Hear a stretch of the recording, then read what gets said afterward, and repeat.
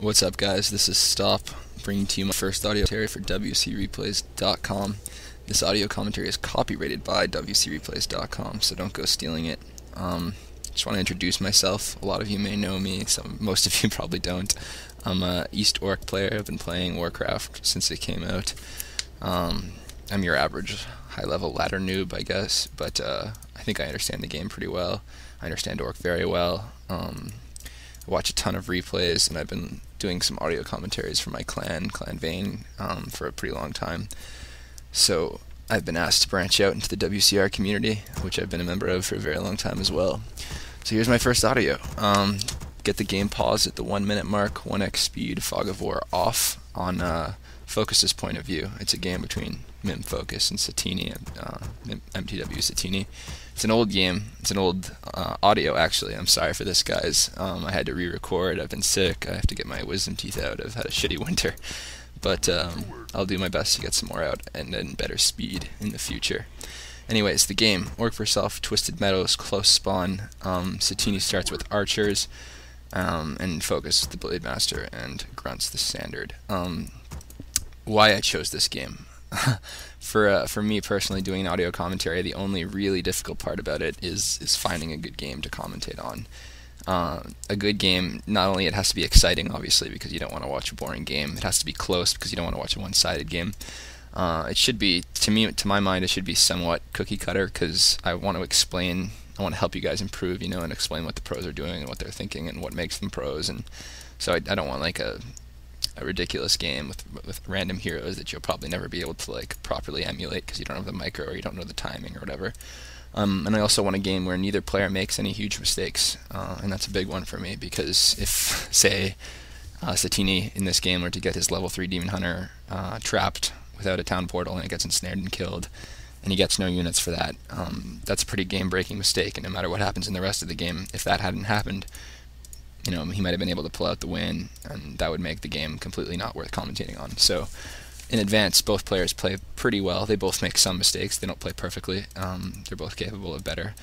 But you'll see pretty much what this matchup is about, why I like it. The key things I want to talk about: timing, tech timing, unit timing, things like that. Unit choices. It's a pretty cookie-cutter game. There's really nothing too exceptional about unit choices, but I want to explain what makes Focus's units and St0p's units work, the hero combinations, etc. So can you get the game unpaused in 3, 2, 1, unpause. So 1 minute mark. St0p's starting archers. You can tell by the early Ancient of War he's chosen not to AOW creep. If you watch the replay closely, I think he was thinking about it and then thought better of it. Twisted Meadows is a really interesting map because the creeping really isn't amazing for archers. It really isn't amazing for dots. It's I think that's probably why a lot of elves go bear on this map, and St0p will be going bear, archer to bear. Another interesting choice is to start archers and not hunts. It's a large map, and a lot of elves like to exploit hunts for their mobility on this map. Particularly if there's a cross spawn, the archers really can't get to the orc base very well. And they're pretty exposed if they leave the elf base, and a Demon Hunter, Blade Master with boots can chase them down pretty easily. So you'll see a lot of elves going hunts. So St0p though chooses archers, and the reason for that, I'm going to blow this already. He's going to go Panda second, and archers just creep a lot better than hunts do. You're only going to have 2 or 3 hunts depending on depending on what kind of tech you do with elf, and 2 or 3 hunts on Twisted Meadows really don't do much in terms of creeping. There's not a whole lot you can take out unless you're using that Ancient of War. St0p is going to use it defensively instead of to help him creep. So anyways, standard start, St0p goes to harass because he didn't AOW creep, and he can't really creep without taking damage himself.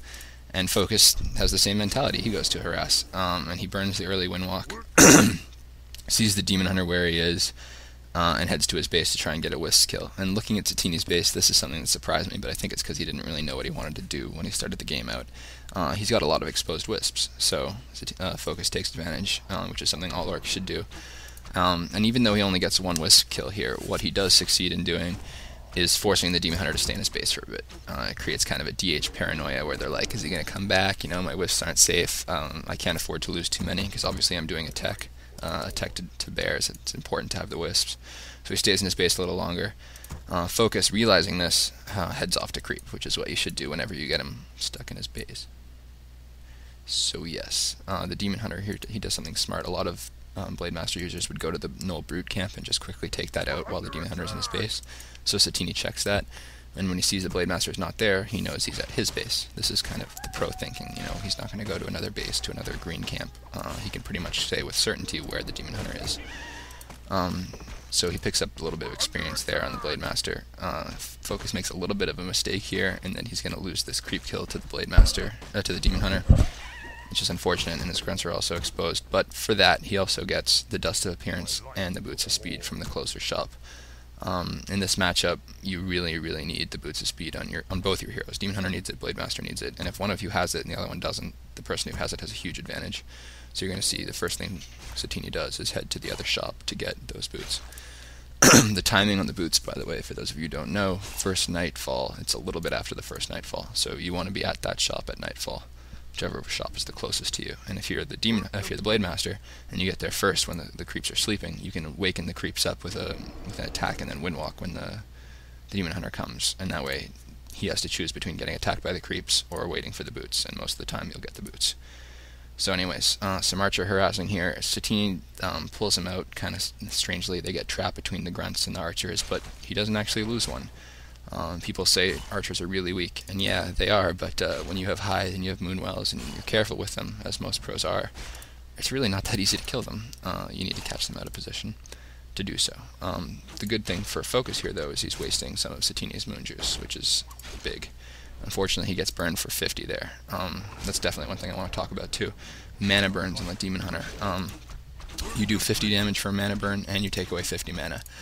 And for that, you lose 50 mana of your own mana.